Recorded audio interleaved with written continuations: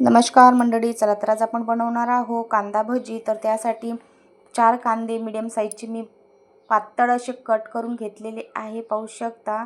आणि आता एका कटोऱ्यामध्ये टाकून घेतलेले, पहा छान पाऊस पडत आहे। तर मी म्हटलं चला आता मस्तपैकी कांदा भजी करू या। तर एक वाटी त्या कांद्यावर आपण बेसन टाकलेलं आहे आणि अर्धा वाटी तांदळाचं पीठ, जिरं, कस्तुरी मेथी कुस्करून टाकून घेतलेली आहे।